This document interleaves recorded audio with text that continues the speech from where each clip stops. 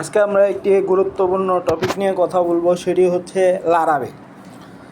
Laravel সম্বন্ধে আমাদের জানতে হলে প্রথমে কম্পোজার সম্বন্ধে আইডিয়া নিতে হবে, তারপরে পিএসপি সম্বন্ধে আইডিয়া নিতে হবে।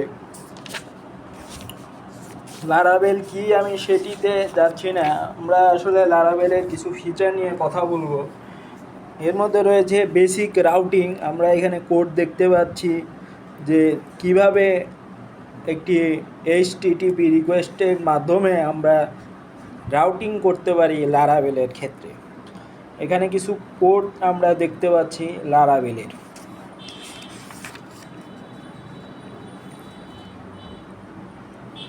তারপরে এখানে রাউট রয়েছে, লারাভেলে মিডলওয়্যার রয়েছে, যেটি অত্যন্ত গুরুত্বপূর্ণ। রাউট প্যারামিটার সম্বন্ধে আমরা আলোচনা করব। আমি অত ডিপলি আজকে লারাভেল নিয়ে কথা বলবো না। তারপরে এখানে মেটা ট্যাগ রয়েছে, টাইটেল রয়েছে, আমরা দেখতে পাচ্ছি প্যারাগ্রাফের ভিতরে এটি পাস করা পড়া। কাস্টম রেসপন্স রয়েছে এখানে লারাভেলের ক্ষেত্রে, যেটি অত্যন্ত গুরুত্বপূর্ণ। আমাদের কুকি সম্বন্ধে একটি ওয়েবসাইট ডেভেলপমেন্টের ক্ষেত্রে আমাদের সবচেয়ে বিষয় যেটি নলেজ রাখতে হবে সেটি হচ্ছে কুকি ও সেশন। আমরা কিভাবে কুকি মেনটেন সেভ করতে পারি অ্যাটাকারদের হাত থেকে, সেটি আমাদের জানা অত্যন্ত প্রয়োজন। জেসন সম্বন্ধে আমাদের কিছুটা ভালো আইডিয়া থাকতে হবে। আমরা জেসন জাভাস্ক্রিপ্টে ইউজ করতে পারি, মূলত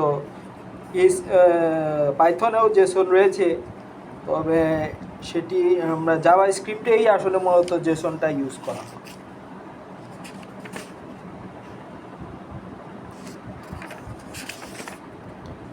লারাভেলে মিডলওয়্যার রয়েছে, যেটি অত্যন্ত গুরুত্বপূর্ণ একটি টপিক। এটি সম্বন্ধে আমাদের অবশ্যই ভালো ধারণা থাকতে হবে। কন্ট্রোলার রয়েছে লারাভেলে, এটি সম্বন্ধে আমি এখন বিস্তারিত কিছু বলবো না। ব্লেড টেমপ্লেটিং রয়েছে, এটি লারাভেল এবং কোঅর্ডিনেটর দুটিতেই ইউজ করা হয়, অত্যন্ত গুরুত্বপূর্ণ একটি টপিক। টেমপ্লেট সম্বন্ধে আমরা আলোচনা করতে পারি, এটি জ্যাঙ্গোতে রয়েছে এবং কি লারাভেলেও রয়েছে। আজকের ভিডিওটি আমি এখানেই ক্লোজ করছি। থ্যাংক ইউ সবাই।